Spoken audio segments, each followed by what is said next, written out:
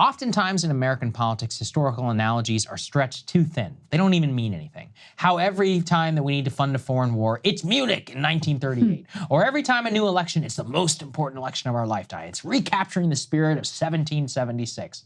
Most of the time, it doesn't have any relation. And if it does, it's far less related than those people lead you to believe. But with all my cynicism, even I am struck by this recent observation from historian Keith Orahel, who notes, quote, "I just can't believe the parallels of 1968.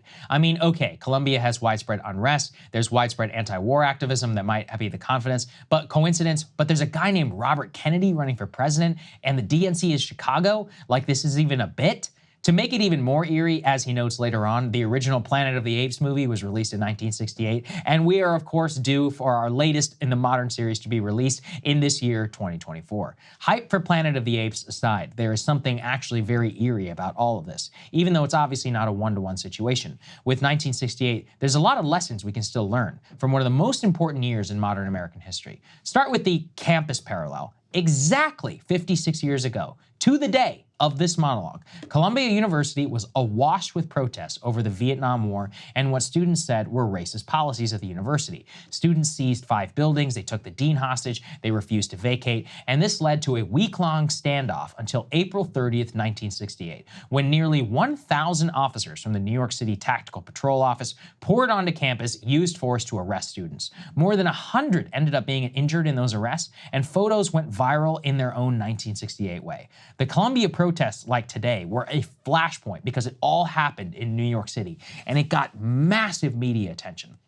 That March-April to 1968 period, exactly 56 years ago, was a massive turning point in American history. It was days before the Columbia University protests that Robert Kennedy decided to enter the Democratic race against Lyndon Johnson. Here too, the parallels are striking. LBJ was an unpopular, incumbent Democratic president. He had ripped his coalition in half with the Vietnam War and his pursuit of the Civil Rights Act. He was, however, a masterful politician who it seemed would be able to hold on to his nomination, until someone with the golden last name of Kennedy enters the race. Kennedy's entry into the race was done largely out of opposition to LBJ's Vietnam War policy, in the same way that the current RFK is against Biden's Ukraine policy, and his fundamental belief that both Nixon and LBJ would divide rather than unite the country. Now, sadly for us all, of course, Kennedy was assassinated in 1968 in questionable circumstances, tying Democrats' hands and leading to the nomination of Hubert H. Humphrey, which was the vice president of LBJ.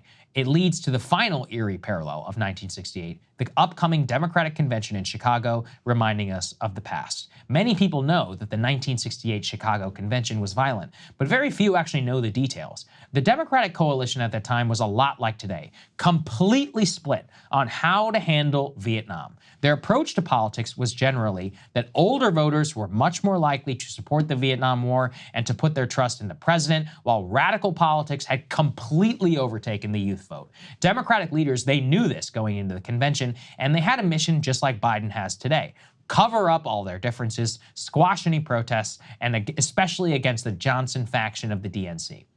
Now, the president at the today wanted to present this united front against Nixon, but these heavy-handed tactics backfired massively. Mayor Richard Daley of Chicago took extreme security measures at that convention to keep protesters out, including putting onerous restrictions on media coverage. Protesters knew this, and then they sought to get their attention anyways, so they began a march to the convention grounds. From there, the torch is lit. Police, protesters, they're clashing in the streets, tear gas, beatings, violence. It dominated the airwaves in the age when a vast majority of the population was watching television, and it didn't have alternative entertainment options.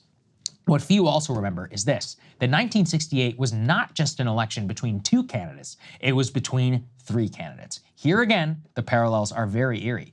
Third-party candidate George Wallace ran on a platform of preserving the Jim Crow regime in the South. It split a critical part of the Democratic coalition from Hubert Humphrey. The subsequent vote results show us that Richard Nixon won 301 electoral votes, but with just 43% of the popular vote. Hubert Humphrey got 191 electoral votes, but he got 42.7.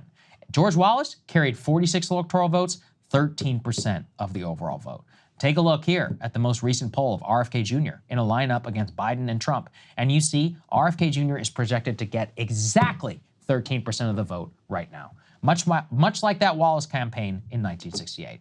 Now, have I shoehorned a few things in here to fit my story? Yes, absolutely. Are things as bad today as they were in 1968? No, thank God. At least for now, thousands of American servicemen remain safe and not on the front line in an active and unwinnable war.